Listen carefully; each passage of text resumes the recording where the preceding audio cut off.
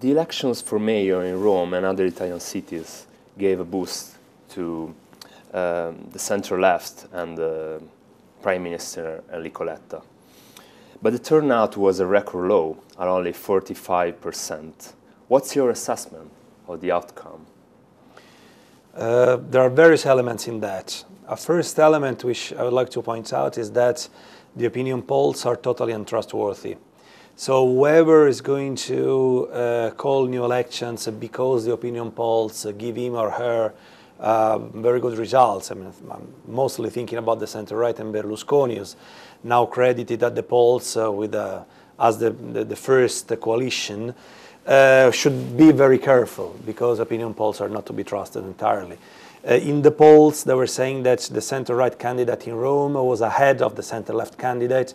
The final outcome in the first turn was that the center-left candidate was 12 points ahead. So there was a major mistake in that. Then, yes, there was a record low in turnouts, and the left, the center-left won the elections. And of course, the two things are connected. There's a hardcore of left-wing voters who are the only ones who are going to vote for whatever elections, while other voters would only go when there's something very important at stake, which is basically saying they're going to vote for national elections and not for local, not for European elections. This is good news for the center-left, of course, but this is also telling them be very careful, because when other people go and vote, then the results of the center-left are much less favorable. Third element we should take into account is people stopped voting for Grillo and started abstaining. So there is a very widespread disaffection with traditional parties, but there is also a delusion with Grillo as a possible alternative. And those who are disaffectionate with traditional parties, instead of voting for Grillo, started abstaining. So certainly the major loser of the election from a certain point of view is Grillo. Another major loser of the election is Berlusconi, but once again, there is a traditional imbalance between local and national election as far as Berlusconi is concerned. The two reasons why the government should be happy are, first, the victory of the Democratic Party. So this means that the voters have accepted the idea that the Democratic Party is governing together with Berlusconi and are not punishing the party. Second good news is Berlusconi, be careful. Don't call early elections. You might not be so strong as you think you are. And these are the two very good news for Letta.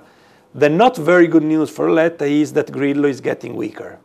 And this is not a good news because Grillo is one of the external forces which could oblige this majority to enact serious reforms.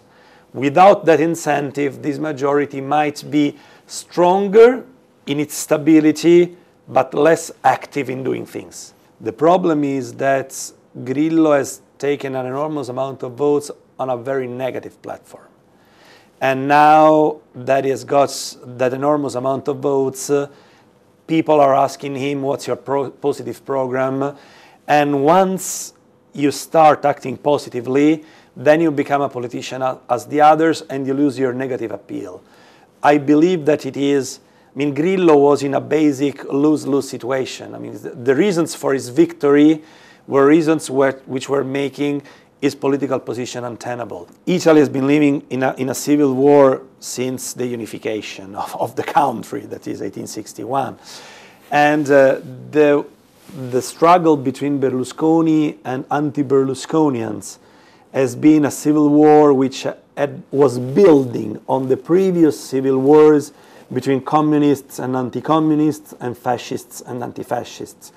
So once again, the Berlusconi period should not be interpreted as something new, or Berlusconi, or to put it better, Berlusconi is not a cause, it's a consequence, or at least in part is a consequence. Now, the problem is that it's not only whether Italy is capable of ending the civil war, is how this civil war ends. There are two schools of thought about that. The one who says Berlusconi, the civil war ends with the political death of Berlusconi, so we need to kill him politically. And there's another school who says Berlusconi is representing a substantial chunk of the Italian public opinion. You can kill him politically, you cannot kill his voters, so the best way to end the civil war is by finding an agreement with this part of the public opinion. I'm certainly in favor of this second option, because I've studied it for a long time, and it's quite clear that Berlusconi represents millions of voters, and we must take those voters into account. And this is the chance to end the civil war and to recreate a new constitutional, institutional base for a different interaction between the left and the right, more, let's say, European interaction. So I think this is a unique opportunity. The beginnings are certainly not enthusing, but I'm still confident and hopeful that something might turn out to be and quite interesting.